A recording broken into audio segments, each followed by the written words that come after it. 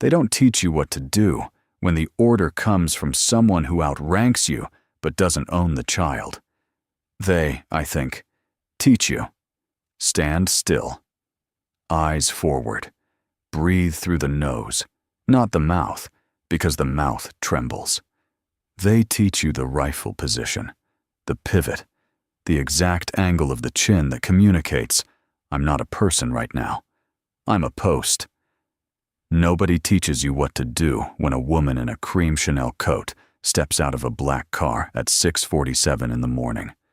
Or two detectives flanking her like parentheses and tells you, basically, the one holding the door you aren't permitted to open without authorization, that she's come to collect the princess.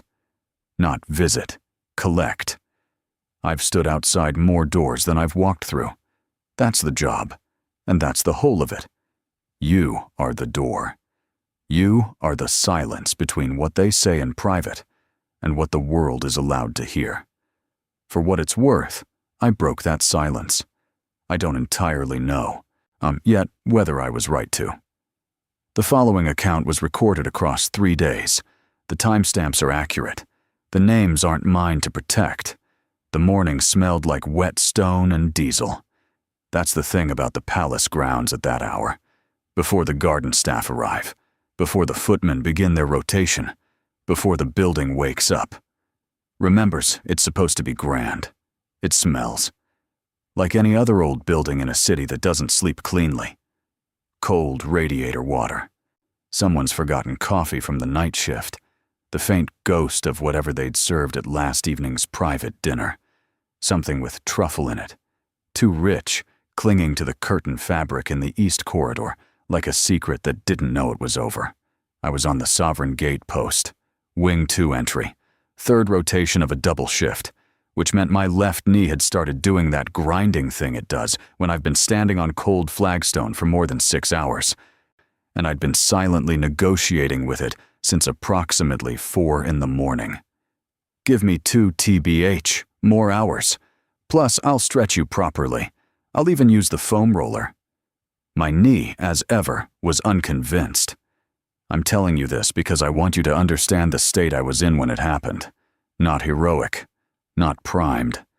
Grinding knee, cold hands, a half-eaten cereal bar in my right breast pocket that I'd been rationing since 2 a.m. Because the night supervisor had locked the break room and no one could find his spare key. The car came in at 6:47. Black Jaguar, Palace registered plates, which meant nothing on its own. Dozens of vehicles hold Palace plates. It's not the indicator people assume. But it came through the south entrance rather than the authorized east gate, and it came without pre-notification on my morning clearance sheet. I'd checked the sheet twice. Now, I always check the sheet twice because I once waved through a catering van that turned out to contain a journalist with a telephoto lens and a creative interpretation of the word contract, and I've not made that mistake again. I stepped into the lane. Look, standard procedure. Hand up. 2 fingers. Stop, which the car stopped. And then the back door opened before I'd authorized approach, which is the kind of thing that makes every nerve in your body do a sound, like a smoke alarm testing itself. She was in cream. Cream coat, cream gloves, cream shoes that had absolutely no business being worn on wet palace gravel at 6:47 in the morning unless you had somewhere to be that mattered more to you than the shoes. Her hair was set, and her chin was set. The 2 men who stepped out after her weren't in uniform, but they carried themselves with that particular shape that plainclothes security has. Wider than necessary, weight distributed forward, eyes that aren't looking at you, but are absolutely clocking you. I knew her face. Everyone knows her face. You'd have to be raising livestock in a signal-dead valley not to know her face. "Good morning," I said, and my voice came out level, which I was quietly proud of. "Could I ask who authorized this entry?" She looked at me the way you look at a piece of furniture that has inconveniently positioned itself in your path. "I'm here to collect Princess Charlotte," she said. "Please stand aside." I want to be precise about what happened in my chest in that moment, because it will matter later. It wasn't fear, exactly. It was something more structural. The feeling of standing on a floor and suddenly becoming uncertain the floor is load-bearing. Everything I'd been trained to understand about hierarchy, about protocol, about the chain of command that I exist inside like a single rivet in a very long length of chain. All of it began making a noise I couldn't quite parse. I mean, collect. Plus, not.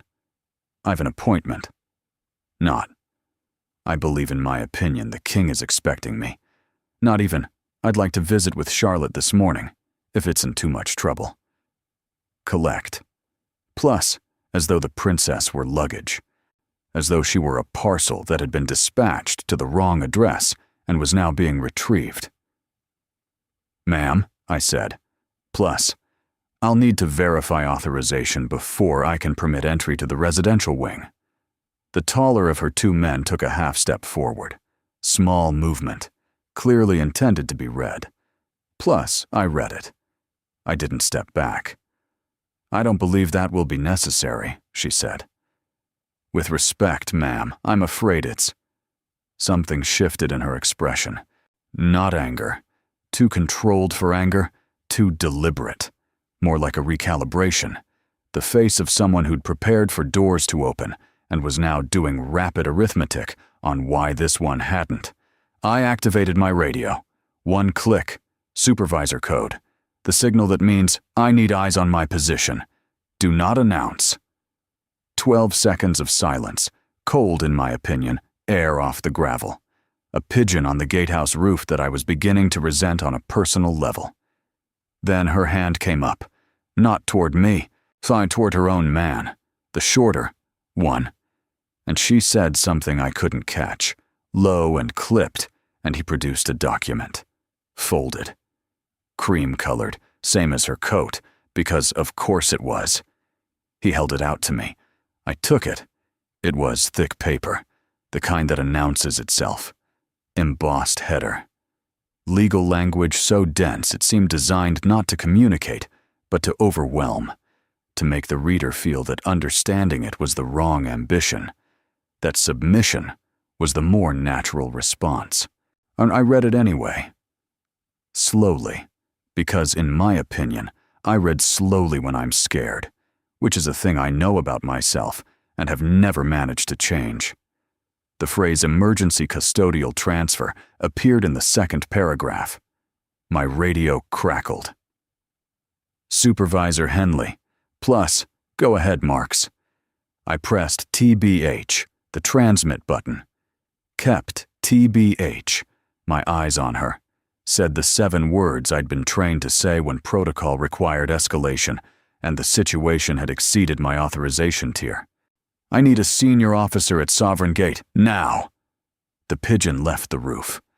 Well, she didn't move. Neither did I. My knee ground. My cereal bar sat in my pocket. And somewhere inside the building behind me, in a bedroom that looked out onto a garden she'd never be allowed to play in unsupervised, a 9-year-old girl was presumably still asleep, unaware that the morning had already decided to be this kind of morning. The document was still in my hand. I'd handed it back. Senior Officer Hendley arrived in 4 minutes and 20 seconds. I know because I counted. Not in any deliberate way. I count when I'm trying to stay still.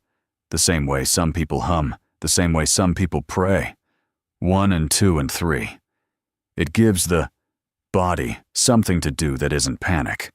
She hadn't moved. Her men hadn't moved. The Jaguar sat behind them with its engine ticking in the cooling silence, and the whole tableau had taken.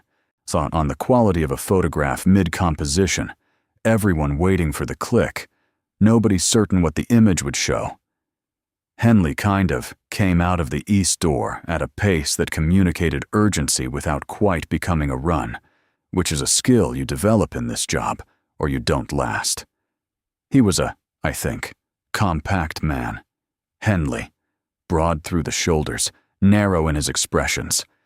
He'd been in the household division for 19 years, which meant he had that particular quality of stillness that isn't calm, It's something. Denser than actually. Calm. Like stone has learned to be patient, not because it chose patience, but because time eventually stopped meaning anything to it. He took in the scene in a single sweep. Look, her men. The car, me with the document. Ma'am. Controlled, which not warm. I'm Senior Look, Duty Officer Henley, which how can I assist? She looked at him the way she'd looked at me, high with that slight telescoping of the gaze that placed you at a remove, made you smaller by increments, without her having to raise her voice or shift her posture.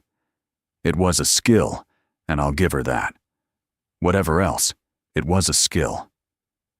I've a legal document authorizing emergency custodial transfer of Princess Charlotte.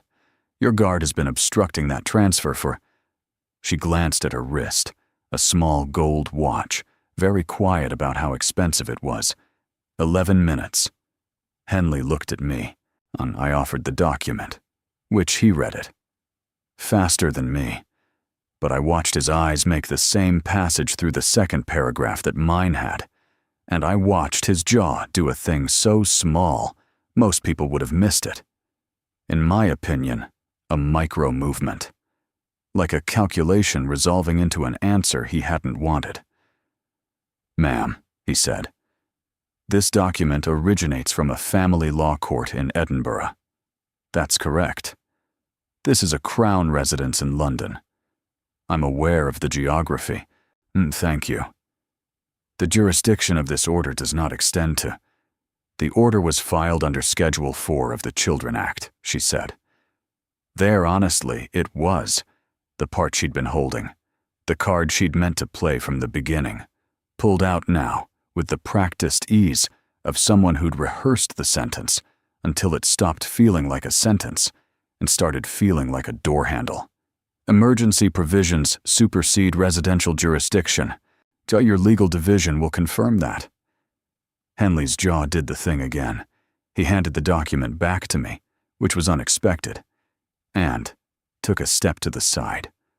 One step. Small, angling himself so. That he was no longer in a direct line between her and the entrance, which was either a calculated tactical positioning or the body making a choice the mind hadn't quite approved yet. I took a step forward. I don't know why, and I want to be honest about that. There was no protocol for it. There was no, in my opinion, training module that covers what to do when the jurisdiction argument is technically arguable, and your superior officer is recalibrating, and the situation is folding in a direction that feels wrong in a way you can't yet articulate in legal language. The training doesn't go there. The training assumes someone above you'll handle the above you problems. Ma'am, I said, and is the princess expecting you? A silence came down on the gravel like something dropped from height. Her eyes moved to me. Slowly, which with the same quality of movement a very large, very patient animal uses when something small has made a noise, it finds mildly interesting. I don't believe that's a relevant question. With respect, ma'am, I think it's the most relevant question. I felt. Henley beside me, not moving, not stopping me, which I'd understand only later, was its own kind of answer. An emergency custodial transfer, I said, requires not only legal authorization, but imminent risk documentation. That's the second threshold under Schedule 4. I don't see imminent risk documentation attached to this order. Her composure didn't crack. I want to be clear about that. It didn't crack. It shifted, which is different. A crack is structural. What her face did was more like a light source moving, so that what had been in shadow came briefly into a different angle. You're a gate guard, she said. Yes, ma'am. You're not a lawyer. No, ma'am. But I've a responsibility to verify the completeness of any authorization presented at this post before I permit access to the residential wing. That responsibility doesn't vary by who's presenting it. The shorter man took a step. Henley's hand came up. Not at me, at him, and the steps stopped. 4 seconds of nothing, and the city on the other side of the wall doing what cities do, oblivious. Then her phone came out, and she turned away from us, not retreating. The posture was too deliberate for retreat, and made a call. 1 sentence, plus I couldn't hear it. I could hear the register, not the register of someone making a request, the register of someone activating something already in motion. She turned back, and, "You should expect a call," she said to Henley, "within the next 10 minutes. From someone with rather more authority than a junior duty officer." She said junior the way a scalpel finds the exact right nerve. Henley didn't move. "We'll manage our communications internally, ma'am. In the interim, I'm afraid I'll have to ask you to wait outside the gate." The document was still in my hand. I'd have thought I shouldn't have had. Which was, whoever files emergency custody paperwork for a princess before 7 in the morning has been planning this for longer than this morning. I logged it at 7:04. Plus, for what it's worth, the entry reads, "Subject presented document. Entry denied pending verification. Which senior officer present? No access granted. Situation ongoing." Kind of. That's the official record. What, to be fair, the official record doesn't contain is the look she gave me as she stepped back toward the gate. Not hostile. Something more careful than hostile. The look of someone revising their list. The call came at 7:19, not to Henley's radio, to the main security desk, which then patched it through to his mobile, which meant whoever was calling had a number that doesn't appear on any public registry and isn't given out at the standard authorization tier. I know this because Henley told me, later, after everything, like in the break room over coffee that had gone cold while he was deciding whether to tell me. He answered it standing 8 feet from me. I wasn't meant to hear. Plus, I heard. I've good ears, and I'm not, by disposition, someone who manufactures reasons not to use them. The voice on the line said 3 things, in this order. "Stand down. The matter is being handled. Do not escalate." Henley said, "Sir, I need to flag for the record that..." The voice said. I said it's being handled, and the line went dead. He stood for a moment with the phone still at his ear, even though there wasn't anything left in it. A man reconsidering a floor that has recently highlighted isn't load-bearing. Then he lowered it, and he looked at me, and I looked at him, and we had a conversation entirely in the grammar of silence that 2 people develop when they've stood next to each other in the cold often enough to have invented their own language. His said, "I don't know what this is." Mine, to be honest. I'd said, "Neither do I." But I logged it, which he nodded once. She was still outside the gate. I could see her in the monitor, the small screen on the post desk, grainy feed, the kind of resolution that makes everyone look like a threat or a ghost depending on your mood. She was standing beside the car, not pacing, not on her phone again. Standing with honestly, a stillness that I recognized, that I wear myself on difficult posts. The stillness of someone who has accepted that waiting is now the tactic. I thought about basically the princess. I do that sometimes. Think about what's happening on the inside of the walls I'm standing outside of. It's not encouraged, the thinking. It blurs the boundary between the post and the person, and blurred boundaries are how mistakes get made. But you try not thinking about a 9-year-old girl in a room somewhere above you when the morning has gone this particular shape. Yeah, you try it and tell me how you get on. Henley made 2 more calls, kind of internal. He took them in the corridor so I couldn't parse the words, only the tone, and the tone was the one people use when they're confirming that the kind of information they're about to rely on is actually solid, careful, repeated, the same question asked 3 slightly different ways. When he came back, his face had settled into something I couldn't entirely read. "The document," he said. "'Tis legally filed." "I know. The jurisdiction argument is contested." "I know that, too." He looked at me for a moment. "You TBH flagged the imminent risk documentation." "It wasn't there." "No," he said. It, to be fair, wasn't. He picked up his coffee, didn't drink it, put it down again. "That's the correct threshold. You were right to flag it." I waited. "The matter's been escalated internally, above my tier." He said it carefully, like a man placing a heavy object on a shelf he isn't entirely confident in. "The princess's household has been notified. They are aware of the situation." The word aware was doing an enormous amount of work in that sentence. "And her?" I asked.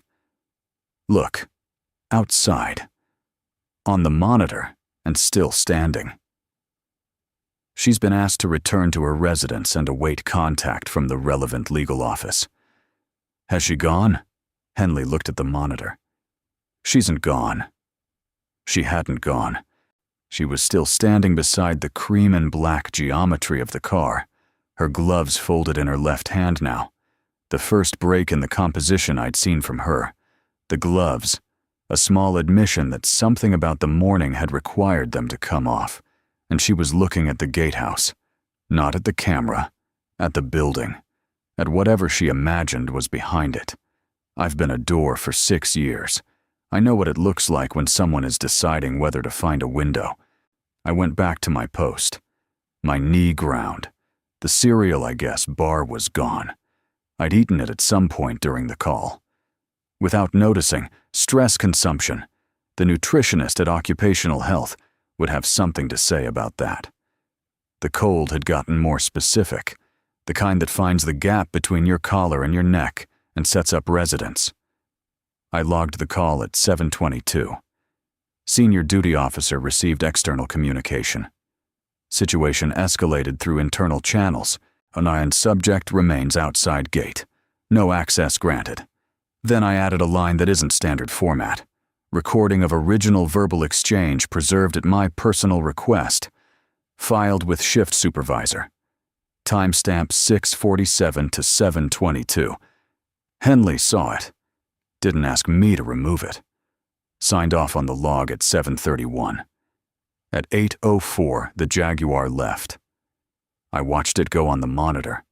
The rear lights. The slow arc of the turn. The way it paused just fractionally at the outer gate before pulling into traffic and becoming just another black car in a city full of them. The morning after that was quiet. Too quiet. The particular quiet of something that hasn't ended, but has paused, like a held breath, like a page before it turns. At 14:50, I received a message from an internal extension I didn't recognize. 4 words. Your log has been reviewed. Nothing after it. No name, no department, no indication of what reviewed meant in this context, whether I was being thanked, cautioned, assessed, or simply filed away into a system that processes inconvenient moments by making them administrative. I didn't respond. I still have the original recording. I haven't been told to delete it. I haven't been told not to.